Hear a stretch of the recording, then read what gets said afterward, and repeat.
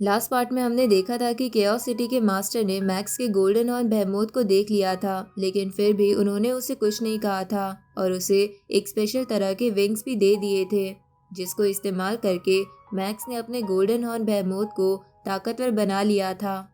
और आगे जब मैक्स वर्ल्ड मास्टर लेवल पर पहुंच गया था तो केओस सिटी के एल्डर ने उसे कहा था कि मैक्स को अब एक मिशन के लिए जाना होगा, तो मैक्स उसके लिए रेडी होने लगता है। अब आगे तो इस पार्ट की शुरुआत में हम देखते हैं कि मैक्स इंसेक्ट लैंड की बॉडी वाले ट्रैश एरिया में घूम रहा था, जहाँ घूमते घूमते उसे कुछ फायर गॉड क्लैन के मेटल के टुकड़े मिल जाते हैं, जिसका इस्तेमाल करके वो अपने आर्मर को अपग्रेड करने लगता है। लेकिन उसकी वजह से उसके ऊपर बहुत ज़्यादा प्रेशर पड़ रहा था, जिसे झेलना उसके लिए मुश्किल हो रहा था और उस पर पिछले आर्मर से भी 1200 गुना ज़्यादा प्रेशर पड़ रहा था। तो मैक्स उस प्रोसेस को रोक के उन मेटल के टुकड़ों को गोल्डन हॉर्न बेहेमोथ के पास भेज देता है और उसकी पूरी बॉडी जिसके बाद मेटल की बन जाती है, क्योंकि गोल्डन हॉर्न बेहेमोथ की बॉडी एक ह्यूमन से 30 गुना ज़्यादा प्रेशर झेल सकती थी। साथ ही मैक्स बताता है कि मैं अपने गोल्डन हॉर्न बेहेमोथ का साइज कम करके उससे और स्ट्रॉन्ग अटैक कर सकता हूँ। अब मैक्स उस अटैक को इस्तेमाल करके देखता है, जहाँ उसके ऐसा करते ही बहुत बड़ा धमाका होता है, जिसे देखकर मैक्स बोलता है कि मेरे गोल्डन हॉर्न बेहेमोथ की स्ट्रेंथ अब एक मार्कस लेवल कल्टीवेटर के बराबर हो गई है।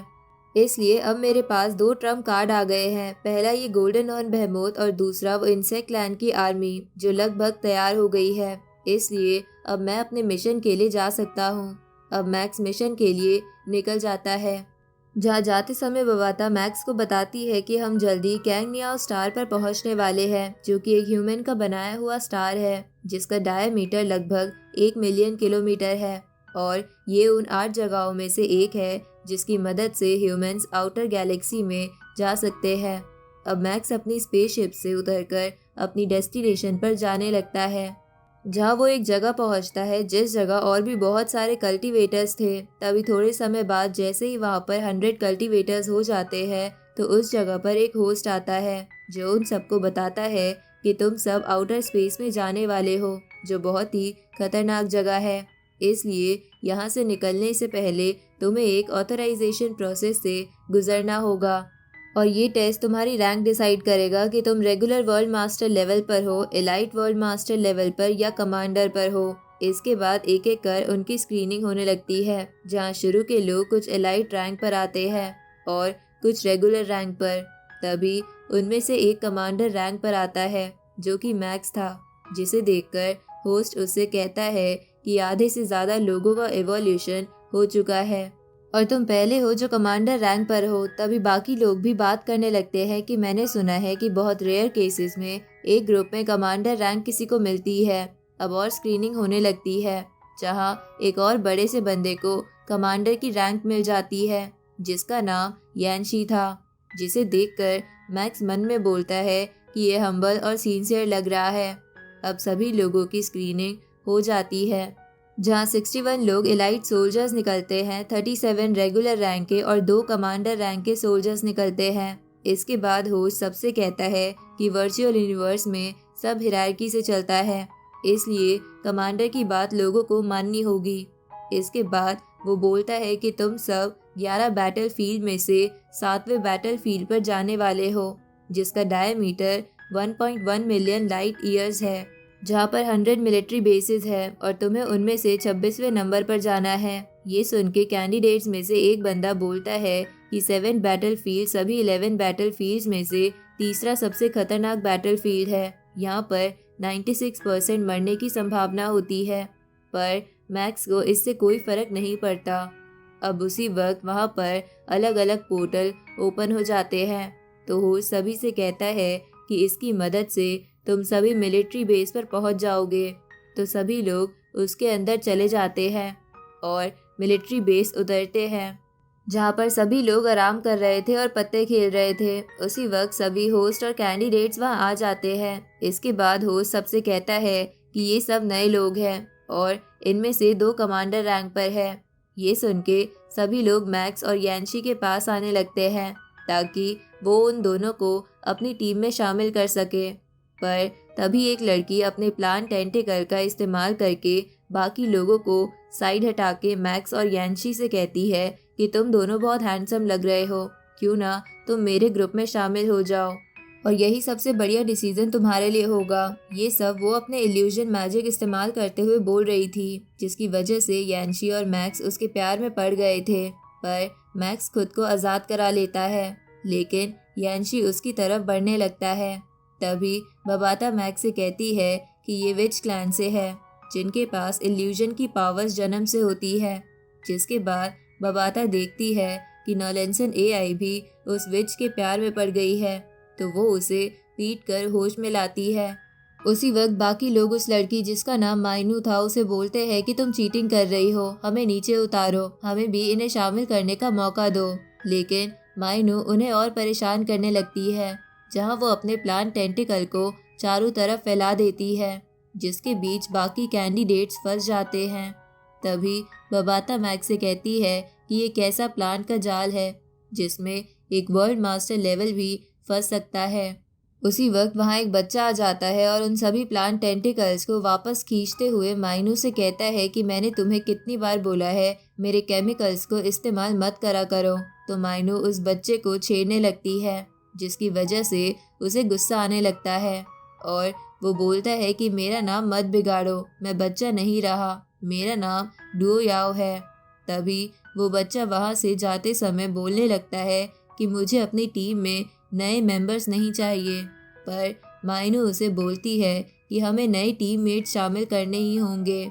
उसी वक्त वहाँ पर उन्हीं के टीम का एक और मेंबर आ जाता है जिसका नाम वाई था, जो कि एक बीस्ट टैमर था। उसी वक्त वहाँ वाई का जुड़वा भाई और उस टीम का आखिरी मेंबर टाइवो भी आ जाता है, जिसके बाद वो अपने आप को मैक्स और यान्शी से इंट्रोड्यूस करता है और एक टेबल निकाल कर उन सबको बैठने के लिए कहता है।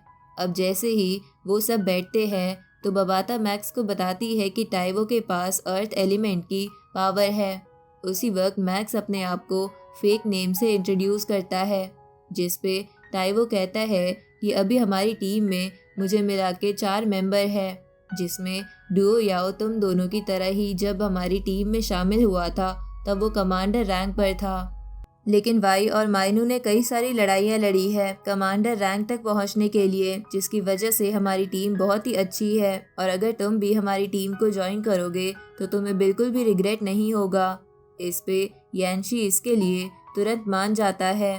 साथ ही मैक्स भी मन में बोलता है कि हमें इस मिशन में कई सारे पॉइंट कलेक्ट करने हैं, इसलिए मुझे टीम ज्वाइन करनी ही होगी। इसके बाद मैक्स वो टीम ज्वाइन कर लेता है, जिसके बाद सभी एक दूसरे के हाथ पर हाथ रखते हैं। पर वो बच्चा ऐसा नहीं करना चाहता था, लेकिन वो फिर इसके लिए मान जाता है। इसके बाद टाइवो कहता है कि अब हमें इन दोनों के साथ बैटलफील्ड की तरफ निकलना होगा।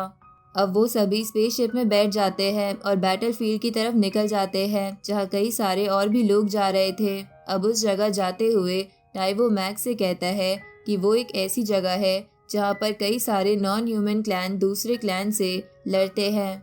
इसके बाद वो मैक्स और यान्शी को वो मिलिट्री बेस दिखाने लगता है जिसमें से वो निकले थे, जहाँ वो दिखाते हुए वो उन दोनों से कहता है कि इस जगह पर ह्यूमन के लिए सबसे सेफ जगह यही है। उसी वक्त वो बच्चा कहता है कि इन लोगों ने अभी तक किसी का सामना नहीं करा है, इसलिए इन्हें ये जगह डेंजर नहीं लग रही है। अब माइनू मैक्स और यान्शी से कहती है कि मैं तुमसे एक सवाल पूछती हूँ, देखते हैं कि तुम उसका सही जवाब दे पाते हो या नहीं। अब वो उन दोनों से सवाल पूछती है कि बैटलफील्ड में कई सारी चीज़ें अलग अलग क्लैन की पड़ी होती है, पर कोई भी उसे ज़्यादातर टच नहीं करता, तो क्या तुम इसका रीज़न जानते हो?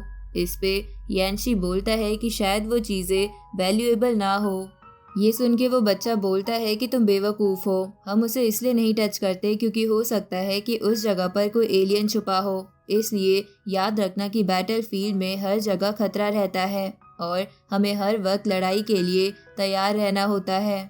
तो ये सुन के मैक्स और यान्शी गाइडेंस के लिए उस बच्चे को थैंक यू बोलते हैं। तभी टाइवो मैक्स और यान्शी से कहता है कि मैं अभी तुम्हें एक की प्लेयर नहीं मान रहा, पर मैं होप करूँगा कि तुम टीम को पूरा सपोर्ट करोगे। इसके बाद वो उन दोनों को वो जगह दिखाने लगता है जहाँ वो जा रहे थे। अब 3 दिन बीत जाते हैं। दूसरी तरफ हम एक मशीन क्लैन के बंदे को देखते हैं जो कुछ ह्यूमंस को मार रहा था और उनके ट्रेजर्स छीन रहा था। अब ऐसा करते हुए वो बोलता है कि इन्हें क्या लगा, ये मेरी आंखों से बच जाएंगे। मशीन क्लैन की टेक्नोलॉजी आसपास की हर चीज़ को ढूंढ सकती है। अब उस बंदे को मैक्स वाली स्पेसशिप भी दिख जाती है, तो वो अपनी आर्मी के साथ उनकी तरफ निकल जाता है।